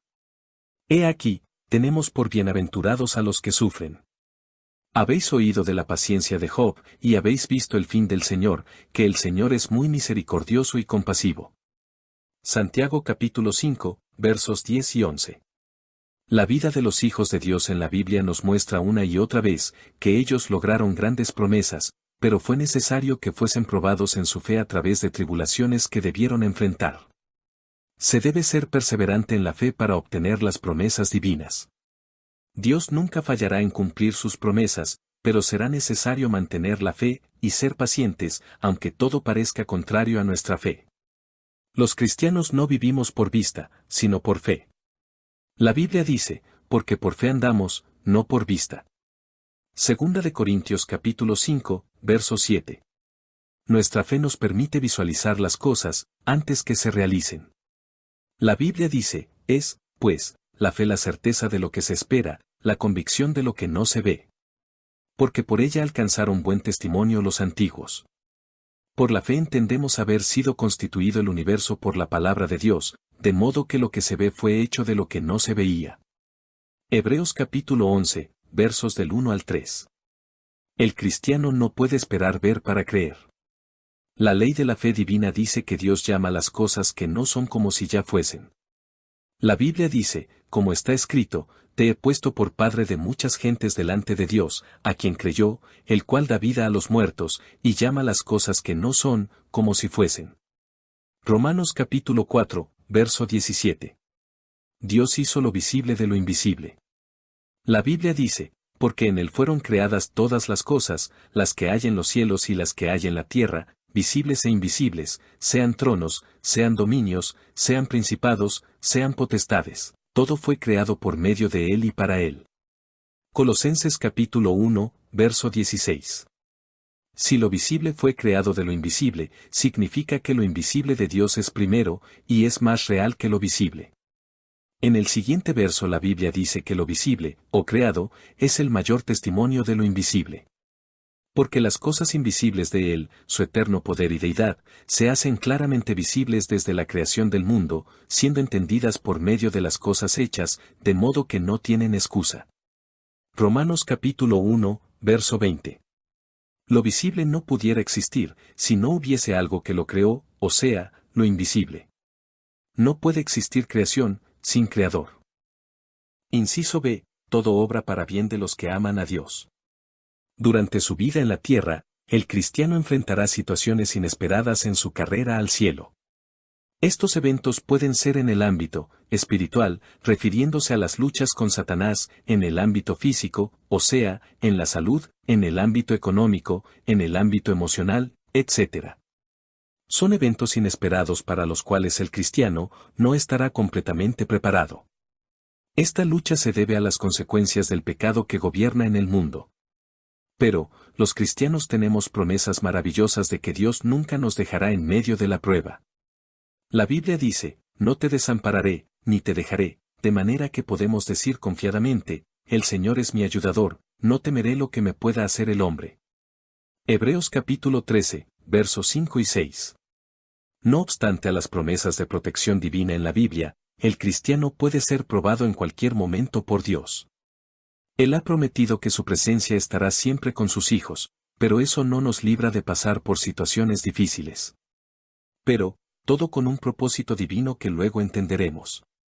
Dios promete que al final, todas las cosas producirán un beneficio para sus hijos. La Biblia dice, y sabemos que a los que aman a Dios, todas las cosas les ayudan a bien, esto es, a los que conforme a su propósito son llamados. Romanos capítulo 8, verso 28. En el momento de la prueba, todo es obscuro y difícil de comprender para el cristiano. Y menos pensar que esos eventos se tornarán en grandes victorias, pues es posible que en medio de la prueba, perdamos por momentos la fe de que Dios pueda obrar. Al señalar que el cristiano puede ser probado en su fe como muestra la Biblia, vea 2 de Timoteo capítulo 3, versos del 10 al 12, se debe afirmar que Satanás no puede tocar al cristiano, sin la autorización de Dios. Eso se puede notar en los casos de Job, y de Pedro, vea, Job capítulo 1, verso 12, y Lucas capítulo 22, versos 31 y 32. Dios conoce cada detalle de la vida de sus hijos. Nada sucede en nuestra vida cristiana, sin que Dios no lo sepa. La Biblia muestra que, aún nuestros cabellos están contados, vea, Lucas capítulo 12, verso 7. Pero, nuestra virtud en medio de la prueba será resistir por medio de la fe, sabiendo que Dios tiene un propósito en la más mínima cosa que nos sucede. En eso hay gran sabiduría para vencer las pruebas del camino. Jesús dijo, estas cosas os he hablado para que en mí tengáis paz. En el mundo tendréis aflicción, pero confiad, yo he vencido al mundo. Juan capítulo 16, verso 33. Capítulo 6. Crecer en el conocimiento de Dios. Vea Efesios capítulo 1, verso 15. Inciso A. Renunciar a lo temporal, para ganar lo eterno. Una de las preocupaciones genuinas del apóstol Pablo, era que los nuevos conversos pudieran entender las riquezas de las glorias divinas que han sido preparadas para los hijos de Dios. Él oraba para que los cristianos entendieran las riquezas eternas. La Biblia dice, por esta causa también yo, habiendo oído de vuestra fe en el Señor Jesús, y de vuestro amor para con todos los santos, no ceso de dar gracias por vosotros, haciendo memoria de vosotros en mis oraciones, para que el Dios de nuestro Señor Jesucristo, el Padre de gloria, os dé espíritu de sabiduría y de revelación en el conocimiento de Él, alumbrando los ojos de vuestro entendimiento, para que sepáis cuál es la esperanza a que Él os ha llamado, y cuáles las riquezas de la gloria de su herencia en los santos. Efesios capítulo 1, versos del 15 al 18. Un cristiano que desconoce las riquezas del cielo, se resistirá a rechazar las riquezas temporales de esta tierra. La Biblia dice, no os hagáis tesoros en la tierra, donde la polilla y el orín corrompen, y donde ladrones minan y hurtan, sino haceos tesoros en el cielo, donde ni la polilla ni el orín corrompen, y donde ladrones no minan ni hurtan. Porque donde esté vuestro tesoro, allí estará también vuestro corazón. Mateo capítulo 6, versos del 19 al 21. A continuación, algunos consejos fundados en la Biblia que pueden ayudar al nuevo cristiano a crecer en la fe. Inciso B. Reconocer que no sabemos. El primer paso para crecer en el conocimiento divino, es el reconocimiento de que, como seres creados estamos limitados a un espacio y a un tiempo. Eso nos debe dar un sentido de humildad. La caída del ser humano en el pecado hace todavía más difícil adquirir un conocimiento perfecto de todas las cosas mientras estamos en la tierra, ya que la tierra ha sido llena de pecado y de mentiras por Satanás.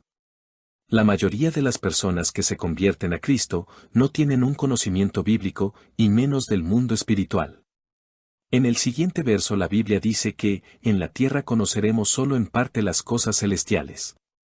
Porque en parte conocemos, y en parte profetizamos, mas cuando venga lo perfecto, entonces lo que es en parte se acabará. Primera de Corintios capítulo 13, versos 9 y 10. Nuestra capacidad de saber que no sabemos, es lo que nos puede abonar más conocimiento de Dios en la tierra. No obstante, se debe afirmar que, Dios nos ha dejado el necesario conocimiento para nuestra salvación en la tierra. La revelación bíblica para la salvación de la humanidad está completa en la Biblia. Pablo, que ha sido uno de los cristianos que alcanzó gran conocimiento y revelación de Dios cuando estuvo en la tierra, dice lo siguiente en cuanto a la humildad que debe permear en un cristiano.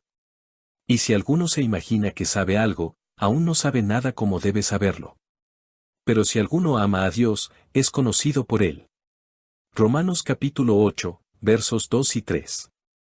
Inciso C. No ir más allá de lo que está revelado. Una de las grandes tentaciones a las que está expuesto cualquier cristiano en la tierra, aun los más consagrados, es que cuando comienzan a entender la Biblia, quieren ir más allá de lo que está revelado. La Biblia advierte acerca de ese peligro en el siguiente verso que es toral para estudiar las Escrituras. Las cosas secretas pertenecen a Jehová nuestro Dios, mas las reveladas son para nosotros y para nuestros hijos para siempre, para que cumplamos todas las palabras de esta ley. Deuteronomio capítulo 29, verso 29. La tentación de saber más de lo que la Biblia revela ha dado a la luz grandes herejías dentro del cristianismo y aún de parte de cristianos y ministros bien intencionados. Gentes que han terminado sinceramente engañados. Todo cristiano debe tener conciencia del peligro de quitarle o agregarle a la Biblia, como Dios advierte en el siguiente verso. Yo testifico a todo aquel que oye las palabras de la profecía de este libro, si alguno añadiere a estas cosas, Dios traerá sobre él las plagas que están escritas en este libro. Y si alguno quitare de las palabras del libro de esta profecía, Dios quitará su parte del libro de la vida, y de la santa ciudad y de las cosas que están escritas en este libro. Apocalipsis capítulo 22, versos 18 y 19. La Biblia también dice, maldito el que no confirmare las palabras de esta ley para hacerlas. Y dirá todo el pueblo, amén. Deuteronomio capítulo 27, verso 26. Inciso D. Cultivar una actitud de humildad. Es casi paradójico pensar que, en el reino de Dios no son los más bravos los que están al frente de los demás, como es típico en el reino del mundo secular, sino que, los humildes son los más grandes ante Dios. Jesús lo explicó de la siguiente manera, Jesús dijo, sabéis que los que son tenidos por gobernantes de las naciones se enseñorean de ellas, y sus grandes ejercen sobre ellas potestad.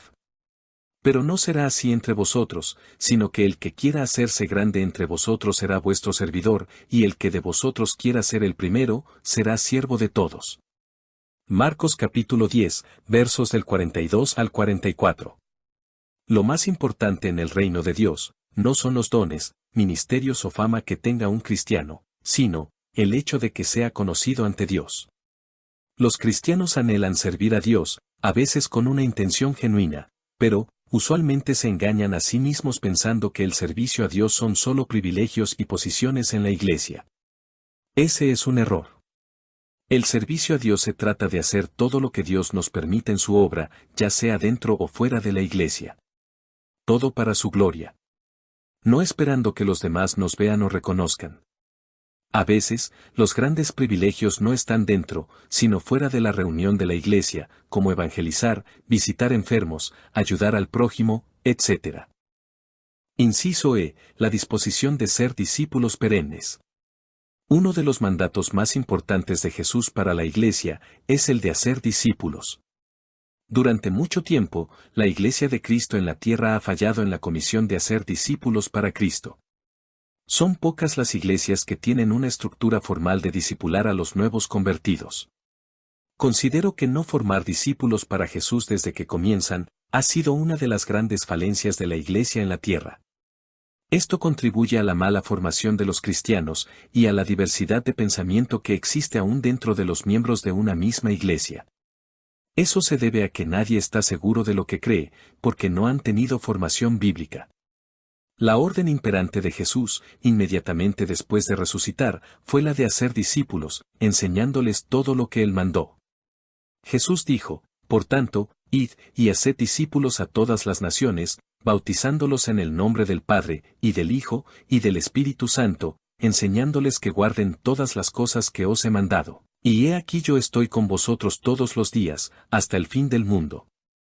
Amén. Mateo capítulo 28, versos 19 y 20. A medida que pasa el tiempo, usualmente el cristiano pierde el sentido de humildad, y se aferra a las cosas que ha alcanzado por la misericordia de Dios. De allí nacen la soberbia, la desobediencia y la rebeldía. Hay cristianos que creen que ya alcanzaron cierto nivel en Dios, y que no pueden volver a barrer el templo. Otros creen que se graduaron de cristianos, sin haber todavía alcanzado el cielo.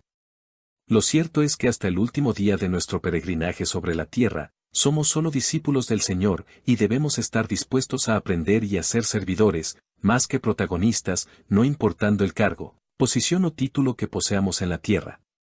Jesús es el máximo ejemplo de servicio y humildad. Él dijo que vino a servir, no a ser servido. Jesús dijo, y el que quiera ser el primero entre vosotros será vuestro siervo, como el Hijo del Hombre no vino para ser servido, sino para servir, y para dar su vida en rescate por muchos. Mateo capítulo 20, versos 27 y 28. Jesús dijo que aprendiéramos de su vida de humildad. Jesús dijo, llevad mi yugo sobre vosotros, y aprended de mí, que soy manso y humilde de corazón, y hallaréis descanso para vuestras almas. Mateo capítulo 11, verso 29. Inciso F. La disposición de obedecer a Dios. Alguien dijo que, Dios no nos ha llamado a cuestionarlo, sino a obedecerle. La capacidad de obediencia del cristiano a la voluntad de Dios determinará el alcance de sus victorias. Hay cristianos que no tienen grandes talentos, pero sus victorias estriban en que son humildes y obedientes. Dios, siendo Rey soberano sobre toda su creación, anhela el señorío del corazón de sus hijos, más que cualquier otra cosa. Dios dice, dame, hijo mío, tu corazón, y miren tus ojos por mis caminos. Proverbios capítulo 23, verso 26. Acerca del valor de la obediencia, la Biblia dice, y Samuel dijo, se complace Jehová tanto en los holocaustos y víctimas, como en que se obedezca a las palabras de Jehová. Ciertamente el obedecer es mejor que los sacrificios, y el prestar atención que la grosura de los carneros. Primer libro de Samuel capítulo 15, verso 22.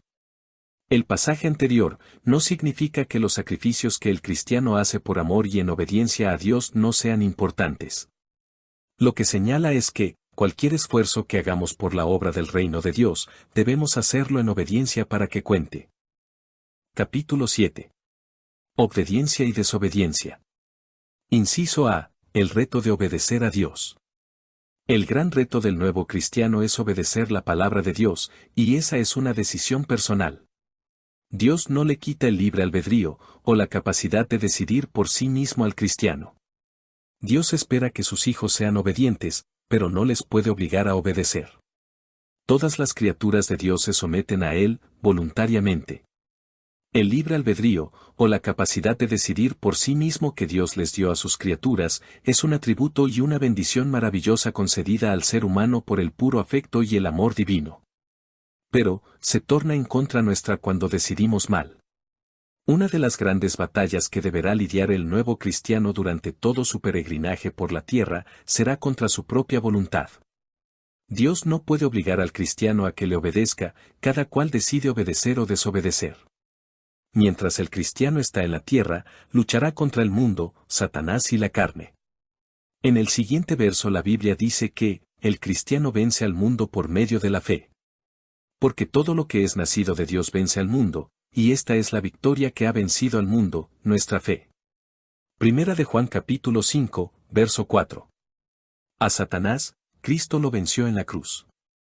El cristiano solo debe someterse a Dios para estar protegido, y resistir al diablo en el nombre de Jesús. La Biblia dice, someteos, pues, a Dios, resistid al diablo, y huirá de vosotros. Santiago capítulo 4, verso 7. La carne, que se refiere a los apetitos o deseos carnales, se vence por medio del fortalecimiento del espíritu, o la vida espiritual. Jesús dijo, velad y orad, para que no entréis en tentación, el espíritu a la verdad está dispuesto, pero la carne es débil. Marcos capítulo 14, verso 38. La Biblia dice que los ángeles de Dios protegen al cristiano en este mundo, vea, Salmos capítulo 91, verso 11, y Mateo capítulo 18, verso 10.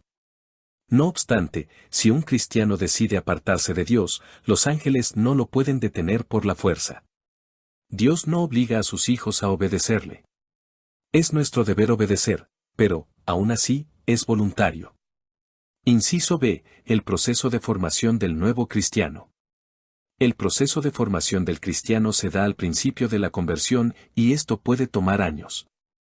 A veces, tenemos el deseo ferviente de servir a Dios, pero las cosas no salen como pensamos. En ese periodo de formación, es posible que culpemos a la iglesia, al pastor o a cualquier líder o hermano de lo que nos sucede. Es una etapa muy difícil y confusa de la vida cristiana, porque es de formación.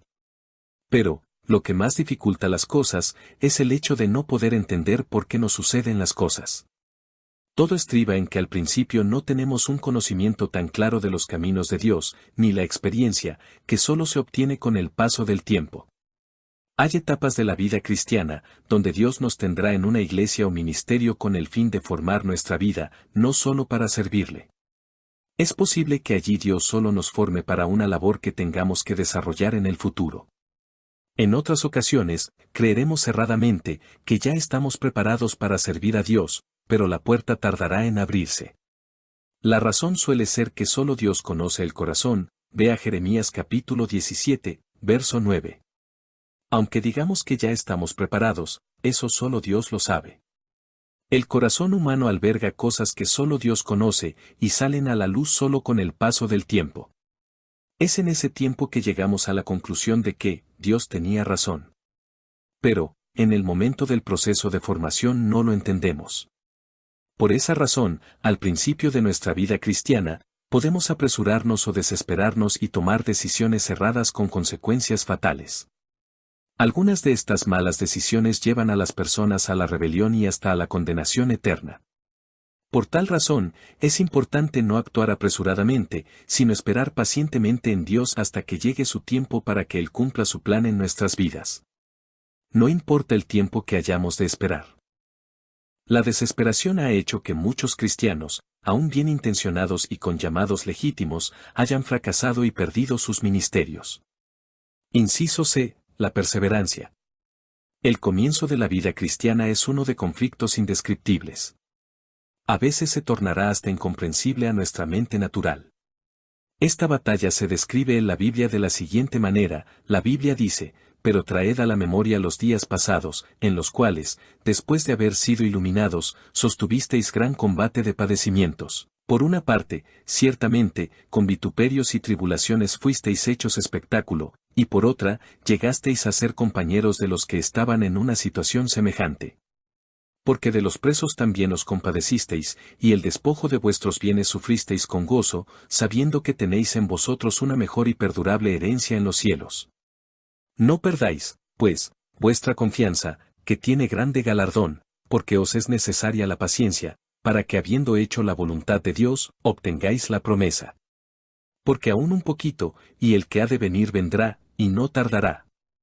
Mas el justo vivirá por fe, y si retrocediere, no agradará a mi alma.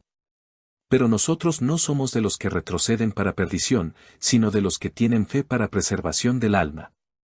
Hebreos capítulo 10, versos del 32 al 39. El apóstol Pedro anima al cristiano a perseverar con las siguientes palabras: humillaos, pues, bajo la poderosa mano de Dios, para que Él os exalte cuando fuere tiempo, echando toda vuestra ansiedad sobre Él, porque Él tiene cuidado de vosotros. Sed sobrios, y velad, porque vuestro adversario el diablo, como león rugiente, anda alrededor buscando a quien devorar, al cual resistid firmes en la fe, sabiendo que los mismos padecimientos se van cumpliendo en vuestros hermanos en todo el mundo. Mas el Dios de toda gracia, que nos llamó a su gloria eterna en Jesucristo, después que hayáis padecido un poco de tiempo, Él mismo os perfeccione, afirme, fortalezca y establezca. A Él sea la gloria y el imperio por los siglos de los siglos. Amén. Primera de Pedro capítulo 5, versos del 6 al 11. Se debe recordar que surge un nuevo nacimiento en el interior del cristiano. Eso desata una lucha entre el nuevo ser interior y el viejo ser exterior que está viciado a sus costumbres y pecados. La meta del cristiano debe ser mantenerse fiel a Dios, alejado del pecado. Pero, puede ser que el cristiano aún experimente caídas involuntarias. En el camino cristiano se pueden perder ciertas batallas, pero, lo importante es no perder la guerra. La vida cristiana no es una carrera de velocidad, sino, de paciencia. La Biblia dice, mas el que persevere hasta el fin, éste será salvo. Mateo capítulo 24, verso 13. Capítulo 8. El servicio a Dios. Inciso A. Aprender a servir. Servir a Dios es uno de los anhelos más grandes de los cristianos recién convertidos.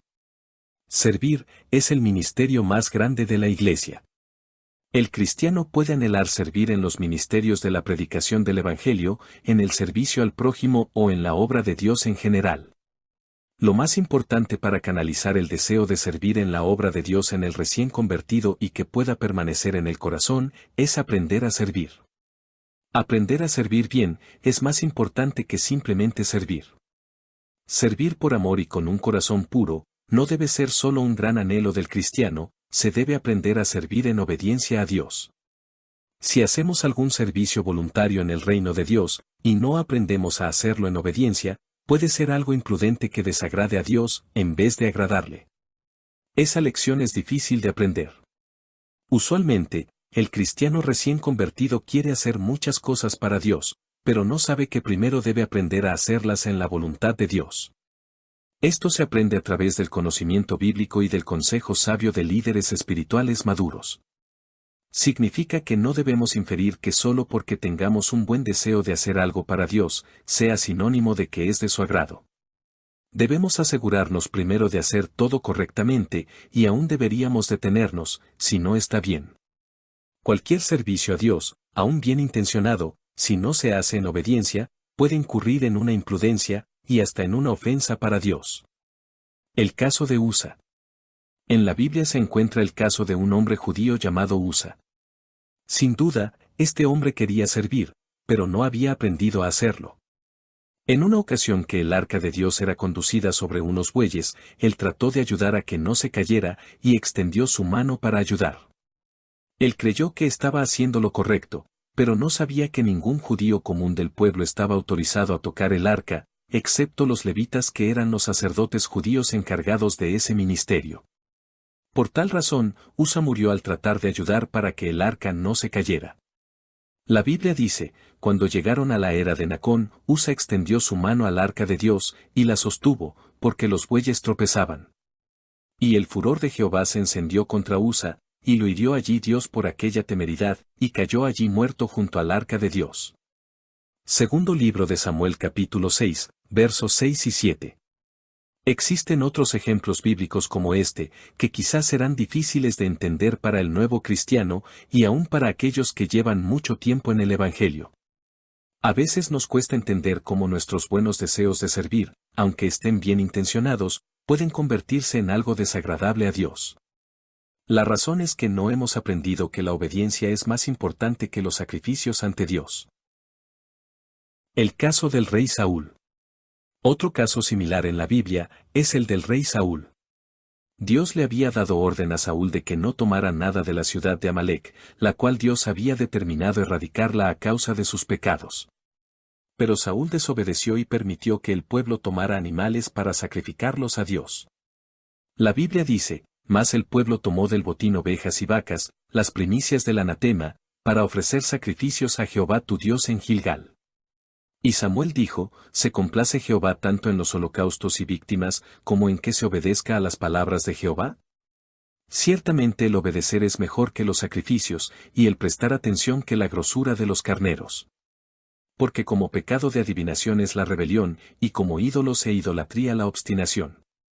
Por cuanto tú desechaste la palabra de Jehová, él también te ha desechado para que no seas rey. Primer libro de Samuel capítulo 15, versos del 21 al 23. Unas de las razones por las que Dios no quería que Saúl tomara cosa alguna del pueblo de Amalec, es porque ellos eran paganos, y servían a los ídolos. Implica que sus animales estaban dedicados a esos dioses paganos. Otra razón es que Dios, siendo dueño de todo, no necesita nada de nadie. Él solo recibe aquellas ofrendas voluntarias que proceden de un corazón puro. El caso de Ananías y Zafira. Ananías y su esposa Zafira decidieron vender una propiedad, prometiendo dar todo el dinero como una ofrenda a Dios. Pero, una vez vendida la propiedad, ellos decidieron luego solo dar una parte del dinero, y este incumplimiento de la promesa previa, de dar todo el dinero, les contó como un pecado, y ambos murieron. La Biblia dice, pero cierto hombre llamado Ananías, con Zafira su mujer, vendió una heredad y sustrajo del precio, sabiéndolo también su mujer, y trayendo solo una parte, la puso a los pies de los apóstoles. Y dijo Pedro, Ananías, ¿por qué llenó Satanás tu corazón para que mintieses al Espíritu Santo, y sustrajeses del precio de la heredad? Reteniéndola, ¿no se te quedaba a ti, y vendida, no estaba en tu poder? ¿Por qué pusiste esto en tu corazón? No has mentido a los hombres, sino a Dios. Al oír Ananías estas palabras, cayó y expiró. Y vino un gran temor sobre todos los que lo oyeron. Hechos capítulo 5, versos del 1 al 5.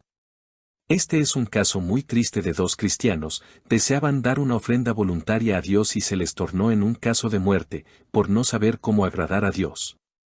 En los tiempos antiguos la palabra tenía mucho valor entre las personas, y en el caso de esta pareja cristiana, habían prometido dar todo el precio de la heredad como una ofrenda a Dios. El pecado fue que prometieron, pero luego mintieron al decir que el dinero dado en ofrenda era la cantidad completa de lo que habían vendido. Este ejemplo bíblico nos muestra que, hasta para ofrendar a Dios debemos hacerlo de manera correcta. No basta con dar para la obra de Dios, se debe aprender a dar en pureza y obediencia. Aún, nuestras mejores intenciones al servir a Dios nos pueden meter en problemas si no le servimos con integridad y en obediencia. No basta con querer servir, se debe aprender a servir correctamente. El cristiano recién convertido se debe enfocar en aprender a servir bien a Dios, más que en participar de privilegios o ministerios dentro de la iglesia. Servir es el mayor de los dones, pero hay que aprender a hacerlo de manera obediente. Conclusión. Es normal que todo recién convertido anhele, como un niño recién nacido, saber en qué puede servir en la obra de Dios. Pero, no olvide que es preciso tener paciencia, para hacerlo bien, porque hacerlo mal tiene consecuencias que pueden conducir a la frustración y el desánimo. Es algo que suele suceder en los cristianos nuevos, pero es producto de la falta de conocimiento y experiencia, vea, Oseas capítulo 4, verso 6. En el camino al servicio divino encontrarás tropiezos, aun de los mismos hermanos. Aunque eso no esté bien, es algo que puede suceder y debes prepararte para vencerlo con el amor y la paciencia. Aprender las lecciones que Dios te quiere enseñar a través de cada acontecimiento de la vida diaria es más importante que el mismo servicio. Pablo dijo que de nada le serviría ganar el mundo si al final perdía su alma, vea, 1 Corintios capítulo 9, versos 26 y 27. Si Dios levanta un muerto, éste tendrá que perseverar hasta el fin para ser salvo. De nada serviría el milagro si vuelve atrás. Significa que perseverar hasta el fin en los caminos de Dios es lo más importante. Para lograrlo, es necesario aprender para crecer, no solo servir. Debemos tener claro que las bendiciones de Dios son producto de nuestra obediencia. Aquí algunas de ellas. Número 1. La oración te ayuda a desarrollar tu comunión con Dios y obtener respuestas, vea, Mateo capítulo 7, verso 7. Número 2. El ayuno te ayudará a obtener poder sobre Satanás y sus demonios, vea, Lucas capítulo 10, verso 19. Número 3. La obediencia en el diezmo te hará ser bendecido en lo económico, vea, Malaquías capítulo 3, verso 10. Cada promesa de bendición divina requiere de nuestra obediencia para ser efectiva. Si somos obedientes en el ayuno, Dios nos dará poder. Pero, si somos desobedientes en el diezmo, tendremos maldición en las finanzas. Dios requiere una obediencia completa de nuestra parte, vea, 2 Corintios capítulo 10, verso 6, a fin de bendecirnos en todas las áreas de nuestra vida, física, espiritual, material, etc. Recuerda que el gran reto del ser humano, desde que la primera pareja desobedeció, es volver a la obediencia de nuestro Dios. Al comenzar tu vida cristiana, concentra tus fuerzas en ser obediente a Dios por encima de todo, más que en los dones o talentos.